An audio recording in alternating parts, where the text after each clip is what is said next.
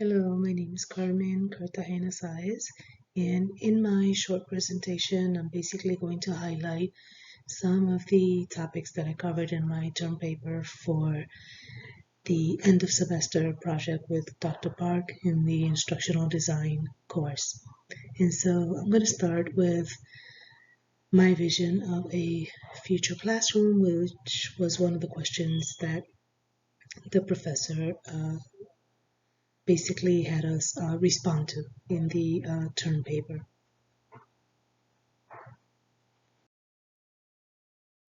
And so I believe that we can't talk about the future classroom without going back and looking at the classroom in its early days.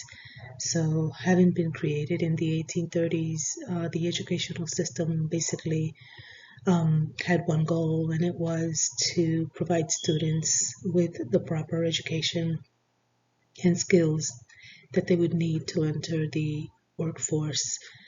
Um, Kober states in a recent article that advocates saw that system as a means to eliminate poverty as well as other social problems. And she stated that some early leaders argued that the cost of properly educating a child in a public school would be far less than, for example, the expense of putting them in jail because of criminal activity. However, although time has passed, we continue to face the challenges of being able to prepare many students to either enter college or the workforce.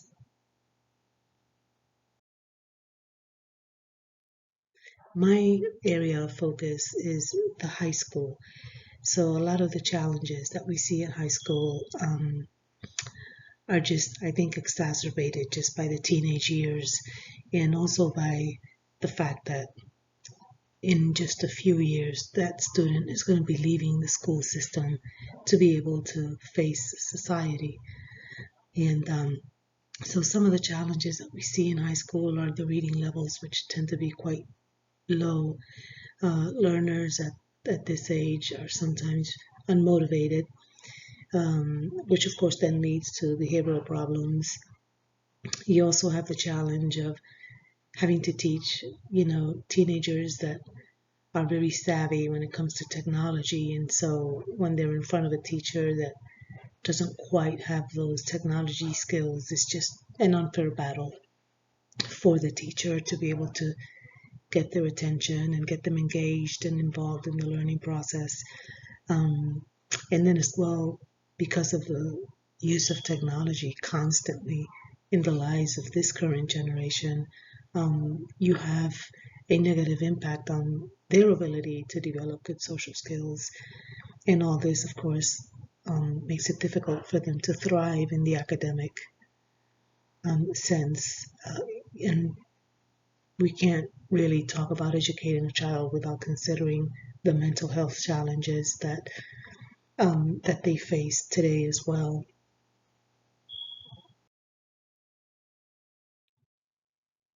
And so I mentioned technology on the previous slide, and technology is very important in education today more than ever, mainly because we are faced as educators with a generation that is growing up with technology and they start to use it at a very young age. So by the time they get to us in school, then we have to be able to sort of not compete, but we definitely have to be able to use the correct technology to be able to engage the students and just get their attention and help them get involved in the lesson or the topic that we are presenting. So we definitely, as educators, have to go above and beyond, as well as instructional designers, making sure that we keep that technology component in mind when we are developing these courses and, of course, when we are teaching them as well. So we definitely have a need for trained teachers in the use of the latest technology. We've got to be able to allocate those resources and dedicate them to having access to that technology that is needed in the classroom. Textbooks are very important. And of course, we can align those with technology as well. If we can have access to textbooks that can integrate that technology, lessons that allow for collaboration are also very important, so that we allow students to work in group and be able to collaborate. And this will lead to an improvement of the learning experience through the use of technology and those technological resources in the classroom. It is also important to have access to the emerging technologies that are out there that we know through research do support important learning theories, and therefore give students and educators a better chance of having a good learning experience with better success. And of course, you can't talk about technology nowadays without giving some examples of what would be a good technology to include in lessons when you're educating a child, really at any age, although I focus at the high school level. But again, because at a young age nowadays, they do have access to that technology. Why not bring it into the classroom? So augmented reality is just one of those things that will ensure that a student is engaged in a new way. I think it's excellent because it is grounded in two interdependent theoretical frameworks. And so you've got situated learning theory as well as constructivist learning theory. And this is as per the research of Dunleavy and Dade. Augmented reality also contributes to a deeper learning among the students, and this was established by Loveless recently in an article, because we want to be able to give the student that experience of learning and assimilating those concepts that we are teaching. And it is very difficult to do that without the proper technology that we know they are used to outside of the classroom. And augmented reality also is a good resource to consider because most apps are easily accessible through cell phone. And we know that for the most part, I would say 99% of our students, if not 100, have access to a cell phone. And a lot of schools also have access to laptops, which I must say tend to be a little bit outdated, but they do work with a lot of these apps as well. Augmented reality also allows for access to real world environments without the student or the educator having to leave the classroom. I think that's one of the greatest things. So you don't have to take a busload of, students right now to go on a field trip somewhere or to do an experiment in a specialized lab, for example, because through augmented reality, they can actually be there without having to really be there. So, being in the classroom, in that safe environment in the classroom, they can actually experiment, they can travel, they can learn, and this is offered by augmented reality, which I think it's really great. I mean, the example I put in my paper is, for example, if they're learning about volcanoes, they can actually see up close an eruption of a volcano without, of course, having to be anywhere near it. And a lot of times with these lessons, with these AR lessons, while they are seeing the visuals and just experimenting the concept, they also get narration, so they get an explanation of what is going on, why it happens or how it happens. So augmented reality really does offer a great way to engage learners in a very different way than just sitting them in front of a textbook or having them listen to a lecture. And really augmented reality cannot work, I believe, without a properly trained educator. So the teacher has got to be on board with the technology. They have to learn it and be willing to use it in the classroom.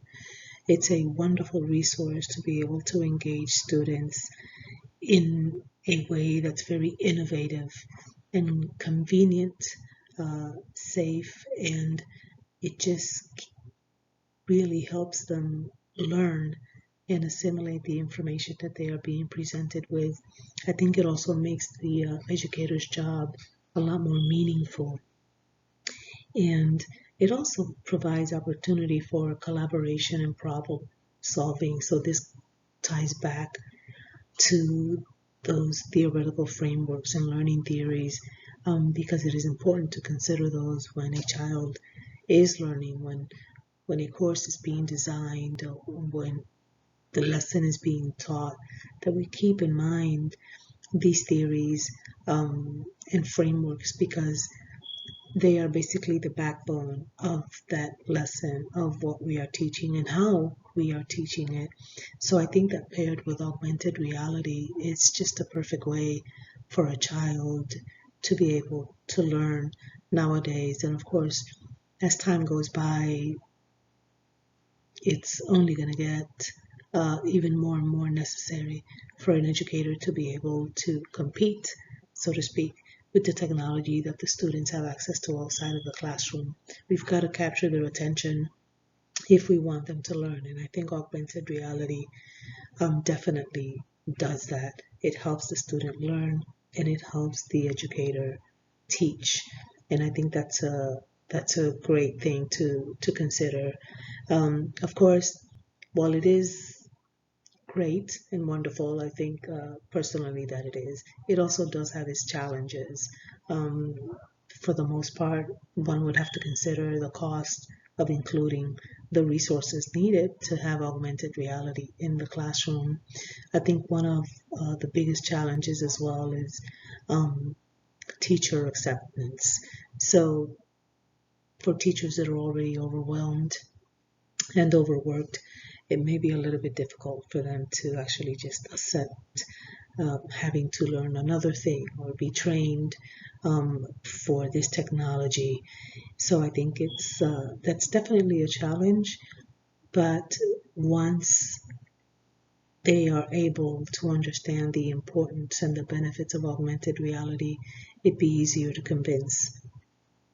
And it would be better for, I think, for everyone, because teachers definitely have to want to use augmented reality, and then of course know how to use it.